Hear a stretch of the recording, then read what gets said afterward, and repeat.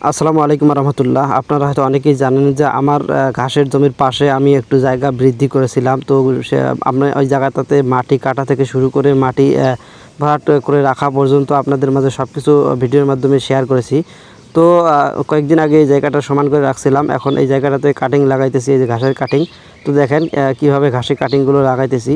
তো ঘাসের কাটিংগুলো মূলত আমরা কেটে তারপরে একটা ছায়াযুক্ত জায়গায় পানি দিয়ে একটা মানে চটের ছালা দিয়ে ঢেকে রাখছিলাম, মানে জাগ দিয়ে রাখছিলাম আর কি, যাতে করে সেই কাটিং থেকে সুন্দর করে কুশি বের হয়। আর কুশি বের হলে সেই কাটিংটা এনে লাগিয়ে দেবো। যেহেতু বর্তমান মৌসুমটা হচ্ছে একটু শুষ্ক মৌসুম, মাটি খুব তাড়াতাড়ি শুকিয়ে যায়, যার কারণে এই জার্মিনেশন করে নেওয়া হয় আর কি। তো জার্মিনেশন করে নিলে তাহলে খুব সুন্দরভাবে মানে ঘাসের কাটিংগুলো সবগুলো টেকে আর কি। তো দুইটা কাটিং, প্রতিটা মাদায় দুইটা করে কাটিং দিতেছি, একটি করে আড়াআড়িভাবে দুইটি করে দিতেছি আর কি, যাতে করে একটি করে মিস হয়ে গেলে আরেকটি দিয়ে সুন্দরভাবে মানে ঘাস বের হয়ে আসে আর কি। তো এই জন্য দুইটি করে দেওয়া, যাতে করে কোনো মাদা যাতে মিস না হয় আর কি। আর ঘাস বেশি ঘন হলে সমস্যা নাই, যেহেতু ঘাস এগুলো তো আর অন্য কিছু না। ঘাস যত বেশি হবে অত সুবিধা হবে আর কি।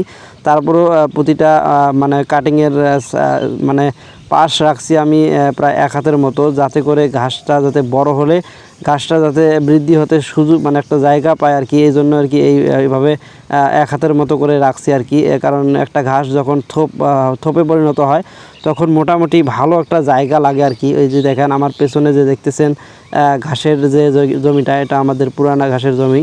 তো ওখানে মূলত আমি একটা করে যখন থোপ কাটি, তো প্রায় একটা করে থোপ দিয়ে প্রায় একটা গরুর হয়ে যায়, মানে এত বড় থোপ হয়। আর এটা হচ্ছে নেপিয়ার জাতের ঘাস। এই ঘাসটা অনেক মানে সুন্দর হয় আর কি। তবে একটু পানিযুক্ত জায়গা হলে একটু সমস্যা হয়।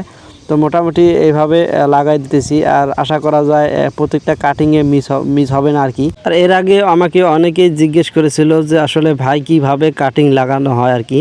তো কাটিং লাগানোর নিয়মটা হচ্ছে একটা করে আড়াআড়িভাবে দুটি করে দিবেন, একটি করে মাথা উপরে থাকবে, অর্থাৎ একটি চোখ নিচে থাকবে এবং একটি চোখ উপরে থাকবে, অর্থাৎ মাটির নিচে থাকবে। মানে প্রতিটা কাটিংয়ে যাতে দুইটি করে চোখ নেওয়া হয়, দুইটি করে চোখ দিয়ে একটি করে চোখ উপরে থাকা হয় আর একটি চোখ নিচে থাকে, তাতে করে শিকড় বের হলে ওখান থেকে কাটিংটা মানে ঘাসের মাথাটা বের হয়ে উপরে উঠে আসবে।